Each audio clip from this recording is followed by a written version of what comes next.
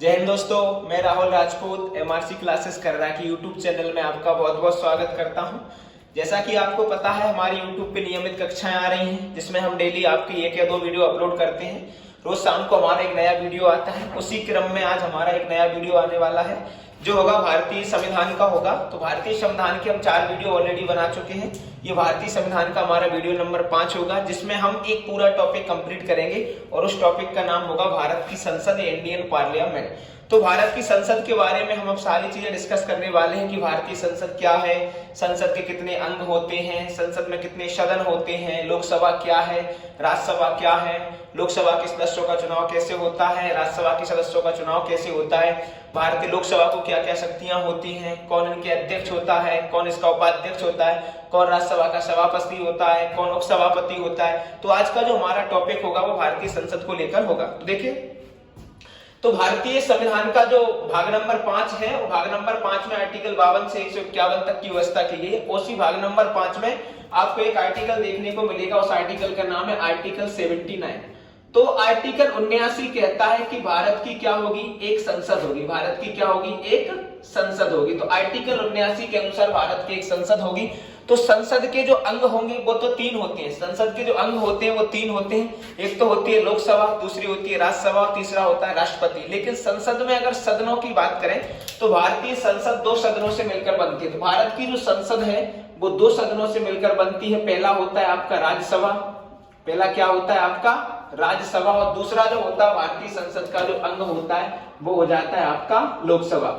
तो भारत की जो संसद है वो भारतीय संविधान के आर्टिकल 79 में वर्णन किया गया भारतीय संसद का, और कहा गया है कि आर्टिकल 79 के अनुसार भारत की एक संसद होगी तो 2 सदनों से मिलकर बनेगी। तो पहला जो सदन होगा आपका राज्यसभा होगा, दूसरा आपका सदन क्या होगा, लोकसभा होगा। तो राज्यसभा और लोकसभा क्या होती है, किस तरीके से काम करती है, कितने इसके सदस्य होते हैं, वर्तमान में कितने सदस्य हैं और प्रारंभ में इसके कितने सदस्य थे, ये सारी चीजों को हम क्या कर सकते हैं, डिस्कस करेंगे। तो भारत की जो राज्यसभा है ना, तो राज्यसभा की सबसे बड़ी बात यह है कि राज्यसभा भारतीय संसद का एक स्थायी सदन है। कौन सा सदन है, स्थायी सदन है। तो राज्यसभा भारतीय संसद का एक कैसा सदन है, स्थायी सदन है। और राज्यसभा का वर्णन भारत के संविधान के आर्टिकल 80 में किया गया। तो आर्टिकल 80 के अनुसार एक राज्यसभा होगी और राज्यसभा एक कैसा सदन होगा, स्थायी सदन होगा। क्यों होगा स्थायी सदन, क्यों राज्यसभा कभी क्या होती है, भंग नहीं होती है। इनके सदस्यों का जो कार्यकाल होता है वो 2 वर्ष में क्या होता है, बदलता रहता है।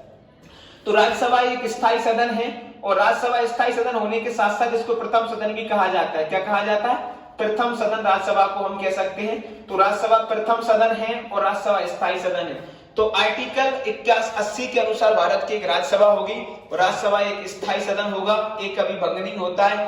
राज्यसभा का जो सदस्य होता है, तो राज्यसभा का सदस्य बनने के लिए जो योग्यता होती है कि पहली बात कि वह भारत का नागरिक हो। राज्यसभा का अगर कोई व्यक्ति सदस्य बन सकता है तो भारत का पहला क्या होना चाहिए, भारत का वो नागरिक हो।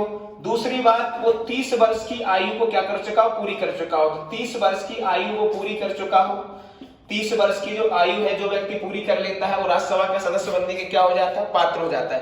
राज्यसभा का क्या होता है, जो कार्यकाल होता है राज्यसभा का वो 6 वर्ष का होता है। तो राज्यसभा का जो कार्यकाल होता है वो 6 वर्ष का होता है और राज्यसभा कभी भंग नहीं होती, इसलिए इसको स्थायी सदन कहते हैं। क्यों, क्योंकि इनके जो सदस्य होते हैं ना, इसके 1/3 सदस्यों को क्या कर दिया जाता है, प्रत्येक 2 वर्ष बाद वो क्या कर लेते हैं, इसके 1/3 सदस्य 2 वर्ष बाद अवकाश प्राप्त कर लेते हैं। अर्थात हर 2 साल में 1/3 सदस्य क्या आ जाते हैं, नए आ जाते हैं और इस तरीके से सदस्यों का कार्यकाल क्या हो जाता है, 6 वर्ष का पूरा हो जाता है। और यही कारण है कि प्रत्येक 2 साल में जो 1/3 सदस्य अवकाश प्राप्त करते हैं, इनके स्थान पर 1/3 सदस्यों को नए लाया जाता है और क्या हो जाता है, इसी तरीके से राज्यसभा कभी भंग नहीं होती। तो राज्यसभा भारतीय संसद का एक स्थायी सदन माना जाता है जिसका वर्णन भारतीय संविधान के आर्टिकल 80 में किया गया। ठीक है।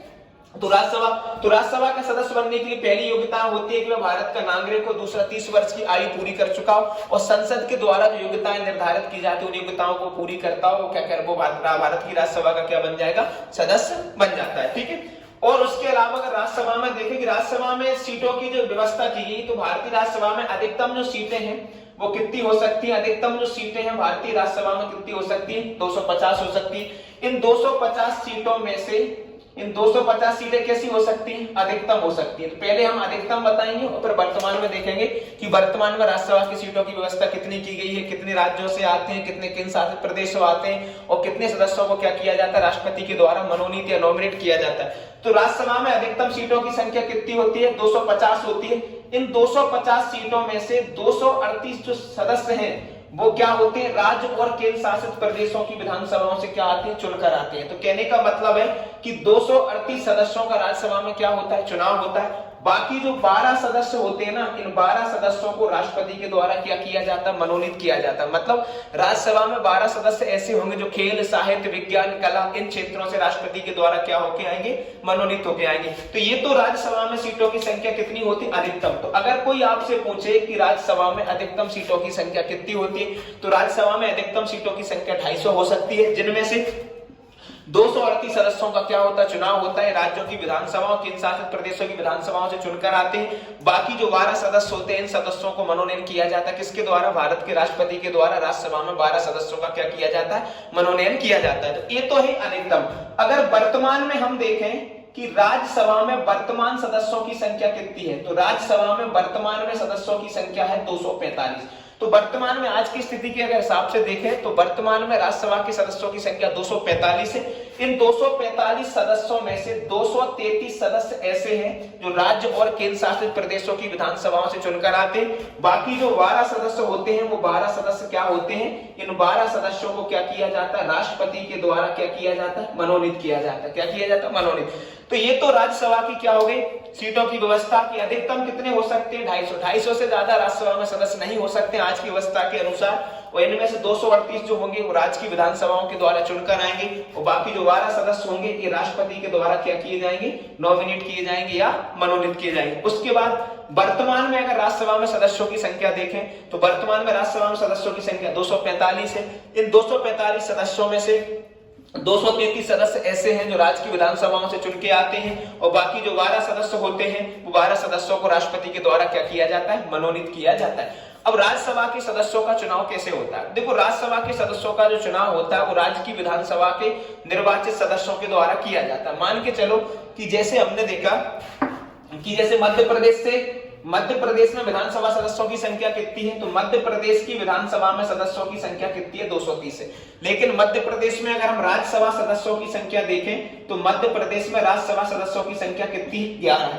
तो कहने का मतलब है कि ये 230 विधायक मिलकर 11 राज्यसभा सदस्यों को क्या करते हैं? निर्वाचित करते हैं। इनको मतलब एक तरीके से इनको क्या करते हैं? चुनते हैं। और राज्यसभा का सदस्य बनने वाला व्यक्ति, वही व्यक्ति राज्यसभा का सदस्य बन सकता है। अगर जैसे मान के चलो कोई व्यक्ति जैसे ज्योतिरादित्य सिंधिया जी, तो ज्योतिरादित्य सिंधिया वर्तमान में मध्य प्रदेश से राज्यसभा के सदस्य हैं, जो वर्तमान में केंद्रीय मंत्री, तो वो मध्य प्रदेश के विधानसभा के विधायकों द्वारा चुनकर दिल्ली में जाकर बैठे। इसका मतलब है कि राज्यसभा का सदस्य जिस राज्य से चुनाव लड़ना चाहता उस राज्य की निर्वाचन नामावली में उस व्यक्ति का नाम होना आवश्यक है। और यहाँ विधानसभा सदस्यों के द्वारा वोट डालकर अप्रत्यक्ष निर्वाचन पद्धति जो होती है, जिसको हम अप्रत्यक्ष निर्वाचन पद्धति के आधार पर ही क्या होता है? राज्यसभा के सदस्यों का चुनाव होता है और विधायकों द्वारा, निर्वाचित विधायकों के द्वारा राज्यसभा के सदस्य का क्या होता है? चुनाव होता है। इस तरीके से वर्तमान में 245 सदस्यों का जो चुनाव होता है वो राज्य की विधानसभाओं के द्वारा होता है। बाकी जो 12 राज्यसभा के सदस्य होते हैं, इन सदस्यों को राष्ट्रपति क्या करता है? कला, साहित्य क्षेत्र और विज्ञान जैसे क्षेत्रों से क्या कर सकता है? इनको मनोनीत कर सकता है। तो ये तो हो गए क्या? राज्यसभा के सदस्य हो गए। राज्यसभा के सदस्यों का चुनाव कैसे होता है? राज्यसभा की पाशक्तियां क्या? देखो, राज्यसभा और लोकसभा में दो महत्वपूर्ण ऐसी चीजें हैं जो राज्यसभा को सबसे महत्वपूर्ण जो पावर दी गई है कि राज्यसभा का प्रमुख जो होगा, राज्यसभा का जो प्रमुख होता है वो राज्यसभा का सभापति होता है और यह सभापति भारत का उपराष्ट्रपति होता है। कौन होता है? उपराष्ट्रपति। तो राज्यसभा का जो प्रमुख मतलब मुख्य जो होता है वो व्यक्ति होता है वो भारत का उपराष्ट्रपति होता है, जो राज्यसभा का क्या कहलाता है? सभापति कहलाता है। और राज्यसभा के सदस्यों में से एक व्यक्ति को राज्यसभा का उपसभापति क्या कर दिया जाता है? बना दिया जाता है। तो राज्यसभा का प्रमुख जो अधिकारी होता है वो राज्यसभा का क्या होता है? सभापति होता है। राज्यसभा की शक्तियों में अगर देखा जाए तो राज्यसभा की सबसे महत्वपूर्ण जो शक्ति है वो है आर्टिकल 312। अगर राज्यसभा अपने उपस्थित और मतदान करने वाले सदस्य अगर ये डिसाइड कर लें तो आर्टिकल 312 के तहत आर्टिकल 312 के तहत राज्यसभा क्या कर सकती है? नई अखिल भारतीय सेवाओं की क्या कर सकती है? सृजन कर सकता है। तो ये सबसे महत्वपूर्ण पावर होती है राज्यसभा की। दूसरा होता है आर्टिकल 249। आर्टिकल 249, अगर राज्यसभा इस उद्देश्य से पारित कर दे तो राज्य सूची के विषय पे कानून बनाने का अधिकार किसको मिल जाता है? राज्यसभा को मिल जाता है। तो कहने का मतलब कि आर्टिकल 312 कहता है कि राज्यसभा अगर यह घोषित कर दे कि वो आर्टिकल 312 के तहत नई अखिल भारतीय सेवाओं को क्या कर सकता है? सृजन कर सकता है। इन दोनों आर्टिकलों में आपका लोकसभा का कोई लेना देना नहीं होता है। इन दोनों आर्टिकल, जो आर्टिकल 249 और आर्टिकल 312, ये विशेष प्रकार से राज्यसभा को दिए गए और नई अखिल भारतीय सेवाओं को बनाने और उनका सृजन करने का अधिकार आर्टिकल 312 में किसे दिया गया? राज्यसभा को दिया गया। राज्यसभा के सदस्यों का कार्यकाल 6 वर्ष का होता है। प्रत्येक 2 वर्ष बाद इसके 1/3 सदस्य क्या करते रहते हैं? अवकाश प्राप्त करते रहते हैं। तो राज्यसभा के सदस्यों का चुनाव हो गया। वर्तमान में कितने सदस्य हैं, किस तरीके से इनका निर्वाचन होता है? तो वर्तमान में 245 सदस्य हैं, जिनमें से 233 का क्या होता है? निर्वाचन होता है। बाकी 12 सदस्यों को राष्ट्रपति क्या करता है? मनोनीत करता है। तो ये तो जो कहानी थी, ये हमारी राज्यसभा की कहानी थी। अब जो हमारा टॉपिक है वो है लोकसभा की। लोकसभा क्या है? लोकसभा बड़ा सदन है, ठीक है। लोकसभा स्थायी सदन नहीं है, लेकिन लोकसभा अस्थायी है। लेकिन वर्तमान में जो भारत में मुख्य रूप से जितने भी काम होते हैं वो लोकसभा सदस्यों के द्वारा किए जाते हैं, जो मंत्रिमंडल होता है। तो लोकसभा जो है,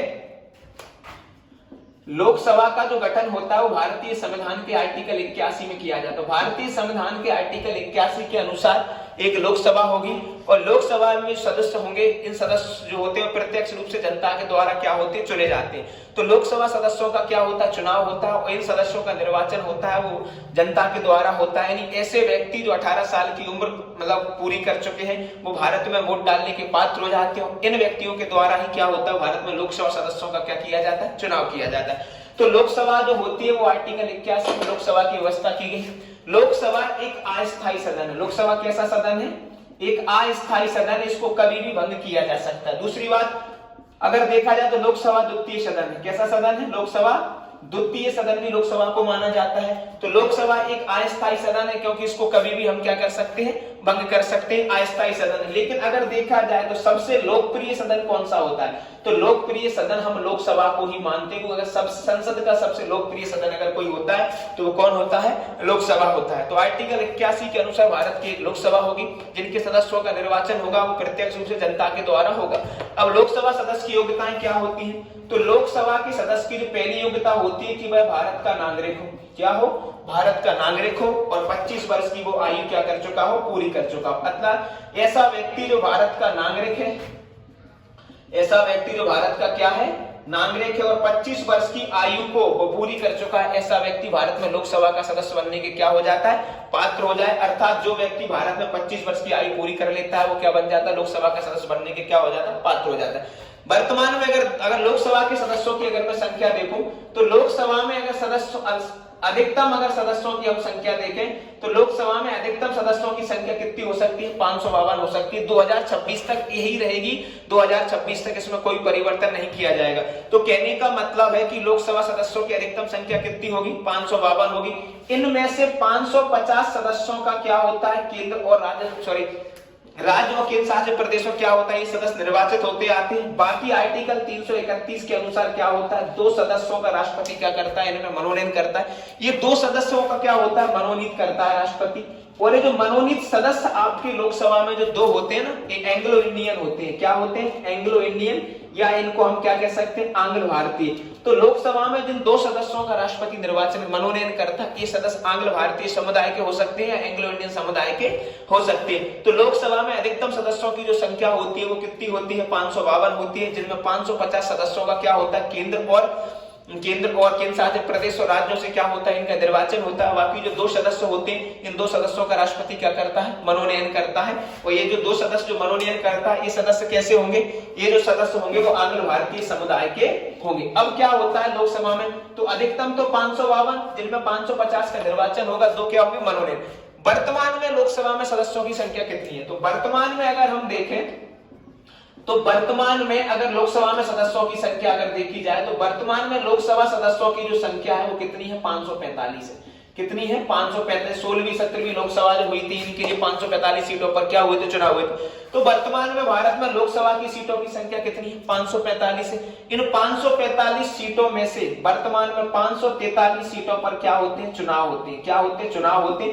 यानी 543 जो सदस्य होंगे वो केंद्र और राज्य सरकार से, केंद्र शासित प्रदेश और राज्यों से क्या आएंगे? चुन के आते हैं। बाकी जो 2 सदस्य होते हैं ना, इन 2 सदस्यों का क्या किया जाता है? मनोनयन किया जाता है। किसके द्वारा? भारत के राष्ट्रपति के द्वारा इनका मनोनयन किया जाता है। जो कौन से समुदाय के होंगे?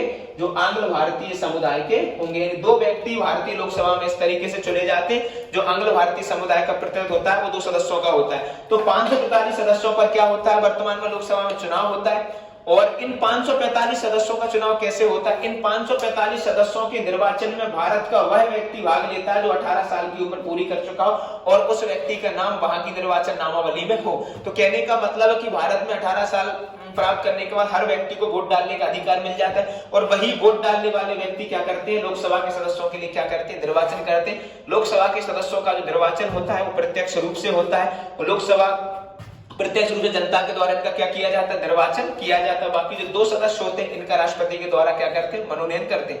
लोकसभा में सबसे महत्वपूर्ण, लोकसभा अपने सदस्यों में से एक को क्या बना लेता है? अध्यक्ष बनता है लोकसभा का। इन्हीं में से एक क्या होता है? उपाध्यक्ष होता है। क्या होता है? उपाध्यक्ष होता है। तो लोकसभा में एक अध्यक्ष होता है, एक उपाध्यक्ष होता है। बाकी लोकसभा में कौन होते? सदस्य होते हैं। अध्यक्ष जो होता है वो सदन की कार्यवाहियों की संचालन करता है और उनकी क्या करता है? अध्यक्षता करता है। किसी भी स्थिति में अगर दोनों विवाद हो जाता है तो लोकसभा का अध्यक्ष जो होता है वो उपाध्यक्ष को अपना त्यागपत्र सौंप देता है और जो उपाध्यक्ष होता है वो अपना त्यागपत्र किसको सौंप देता है? अध्यक्ष को अपना त्यागपत्र सौंप देता है। बस एक बात ध्यान रख लेना, कई पेपरों में पूछा है कि लोकसभा अध्यक्ष शपथ किसके रूप में लेता है? तो लोकसभा का जो अध्यक्ष होता है वो लोकसभा सदस्य के रूप में शपथ लेता है। लोकसभा अध्यक्ष के रूप में वो शपथ नहीं लेता, क्योंकि लोकसभा अध्यक्ष वही व्यक्ति होता है जो लोकसभा का क्या होता है? सदस्य होता है। इन लोकसभा के सदस्यों में से एक को अध्यक्ष, एक को उपाध्यक्ष क्या कर दिया जाता है? बना दिया जाता है। जैसे वर्तमान में लोकसभा के अध्यक्ष ओम बिरला है, तो ओम बिरला राजस्थान की कोटा सीट से क्या है? लोकसभा सदस्य थे। तो वही व्यक्ति लोकसभा का अध्यक्ष बन सकता है जो लोकसभा का सदस्य होगा। इन्हीं में से एक क्या बन जाता है? आपका उपाध्यक्ष बन जाता है। अब लोकसभा के काम क्या क्या होते हैं? तो लोकसभा देखो, लोकसभा के एक तो सत्र होते हैं। लोकसभा के 3 सत्र चलते हैं। एक तो बजट सत्र होता है, एक मानसून सत्र होता है, तीसरा कौन सा होता है? शीतकालीन सत्र होता है। प्रत्येक वर्ष में एक बजट सत्र आपको देखने को मिलेगा, उसके बाद एक आपको मानसून सत्र आपको देखने को मिलेगा और तीसरा जो होगा वो शीतकालीन सत्र आपको देखने को मिल जाएगा। तो शीतकालीन 3 सत्र किसके होते हैं? साल भर में किसके होते हैं? लोकसभा के 3 सत्र आपको देखने को मिलते हैं। ये 3 सत्र होते हैं। उसके अलावा लोकसभा का सबसे महत्वपूर्ण काम होता है कि लोकसभा की सबसे महत्वपूर्ण बात यह कि लोकसभा की 2 बैठकों के बीच साल भर में 6 महीने से अधिक का अंतर नहीं होना चाहिए। कई पेपरों में पूछा है कि लोकसभा की 2 बैठकों में कितने से अधिक का अंतराल नहीं होना चाहिए। तो लोकसभा की दोनों बैठकों में 6 माह से अधिक का अंतर नहीं होना चाहिए। मतलब इसका यह है कि साल भर में इसकी 2 बैठकें अनिवार्य हैं, 2 बैठकें इसकी आयोजित की जानी चाहिए। तो लोकसभा की और एक विशेषता क्या है कि अगर किसी साधारण विधेयक को लेकर लोकसभा और राज्यसभा में आपस में क्या हो जाता है? मतभेद हो जाता है। तो ऐसी स्थिति में जो भारत का राष्ट्रपति होता है वो आर्टिकल 108 का प्रयोग करके क्या करता है? लोकसभा का संयुक्त अधिवेशन बुलाता है। इस अधिवेशन की स्थिति की अध्यक्षता जो करता है वो लोकसभा का अध्यक्ष करता है। तो सदन की कार्यवाहियों की अध्यक्षता करना, सदन को संचालित करने का काम किसका होता है? लोकसभा अध्यक्ष का होता है। आर्टिकल 123 का उपयोग जो होता है वो भी लोकसभा के संदर्भ में किया जाता है कि अगर आर्टिकल 123 के अनुसार कि लोकसभा राज्यसभा का कोई भी सत्र नहीं चल रहा हो, देश में किसी प्रकार के कानून बनाने की आवश्यकता पड़ जाती है, तो ऐसी स्थिति में आर्टिकल 123 का उपयोग करके भारत का राष्ट्रपति एक अध्यादेश जारी कर सकता है जिसका प्रभाव वही रहेगा जो संसद द्वारा बनाए गए कानून का होता है, जिसकी अवधि न्यूनतम 6 सप्ताह अधिकतम 6 माह के बराबर होती है। और जब जैसे ही संसद अस्तित्व में आ जाती है, सदन के सत्र चलने लगते हैं, तो उनके द्वारा बनाया गया जो कानून होता है वो इनकी जगह प्रतिस्थापित कर दिया जाता है और राष्ट्रपति के द्वारा जारी किया गया अध्यादेश क्या हो जाता है? समाप्त हो जाता है। अब देखो एक क्वेश्चन लोकसभा से और बनता है कि अगर देश में आर्टिकल 352 का उपयोग हो रहा है, अगर देश में आर्टिकल 352 का उपयोग है, तो ऐसी स्थिति में एक बार में एक वर्ष करके लोकसभा का कार्यकाल अधिकतम जितने भी वर्ष तक आप चाहो तो बढ़ा सकते हैं। तो कई बार पूछा गया कि आपातकाल के दौरान लोकसभा का कार्यकाल बढ़ाया जा सकता है। हाँ, बिल्कुल बढ़ाया जाता है अगर संसद चाहे इस उद्देश्य से। तो एक बार में आर्टिकल 352 के समय लोकसभा का कार्यकाल एक बार में अधिकतम एक वर्ष करके कितनी भी साल तक लोकसभा का कार्यकाल बढ़ाया जा सकता है। लोकसभा के 3 प्रकार के चुनाव होते हैं। पहला तो होता है आम चुनाव होता है, दूसरा होता है आपका मध्य अवधि चुनाव होता है, एक जो आपका 5 वर्ष की अवधि के दौरान होता है एक उपचुनाव भी हो जाती है। क्या होता है आपका? उपचुनाव होता है। तो लोकसभा के 3 प्रकार के चुनाव। आम चुनाव का मतलब होता है प्रत्येक 5 साल बाद आयोजित किए जाते हैं। मध्य अवधि चुनाव, अगर मान के चलो बीच वाली अवधि में अगर सरकार गिर जाती है तो इस प्रकार के चुनाव को हम मध्य अवधि चुनाव कहते हैं। तीसरा होता है उपचुनाव। उपचुनाव का मतलब होता है कहीं से कोई कैंडिडेट या तो सदस्यता छोड़ देता है या उसकी मृत्यु हो जाती है, तो ऐसी स्थिति में जो चुनाव होते हैं वो बाय इलेक्शन या उपचुनाव कहलाते हैं। अर्थात तो लोकसभा के 3 प्रकार के चुनाव होते हैं। पहला आम चुनाव जो 5 साल प्रत्येक 5 साल के बाद आयोजित किया जाता है। दूसरा होता है मध्य अवधि चुनाव, अगर सरकार गिर जाती है तो मध्य अवधि के बीच में क्या होते हैं चुनाव कराए जाते हैं, मध्य अवधि चुनाव कहलाते हैं। तीसरा होता है उपचुनाव, बाय इलेक्शन, अगर किसी सदस्य की मृत्यु हो जाती है, कोई सदस्य अपनी पार्टी छोड़ देता है या सदस्यता से त्याग पत्र देता है, तो उसके लिए जो चुनाव होता है वो क्या कहलाएगा? आपका उपचुनाव कहलाएगा। लोकसभा के सदस्यों का कार्यकाल 5 वर्ष का होता है। कितने वर्ष का होता है? 5 वर्ष का होता है। तो भारत में जितने भी महत्वपूर्ण काम होते हैं वो लोकसभा के द्वारा किए जाते हैं। कोई विधेयक, धन विधेयक है या नहीं, इसका निर्णय कौन करता है? लोकसभा अध्यक्ष ही करता है। धन विधेयक सबसे पहले लोकसभा में ही पेश किए जाते हैं, राज्यसभा में धन विधेयक पेश नहीं किए जाते। तो ये जो हमारा वीडियो था वो भारत की लोकसभा का था। वर्तमान में भारत में 17वीं लोकसभा चल रही है। तो ये जो हमारा वीडियो था वो भारत की संसद का था। और भारत की जो संसद है वो बहुत ही महत्वपूर्ण मानी जाती है। संसद के 2 सदन होते हैं, लोकसभा और राज्यसभा, और संसद में 3 अंग होते हैं। भारत के राष्ट्रपति को संसद के अंग के रूप में शामिल किया जाता है। तो ये पिछला जो वीडियो था हमारा भारत के राष्ट्रपति का था। ये जो हमारा वीडियो भारत की संसद का कंप्लीट वीडियो है। जिन लोगों ने पिछला वीडियो नहीं देखा वो पहले जाके अपना पुराने वीडियो देखें और हमारे चैनल को सब्सक्राइब करें, लाइक करें, कमेंट करें। ऐसे ही हमें सपोर्ट करते रहिए। बहुत बहुत धन्यवाद।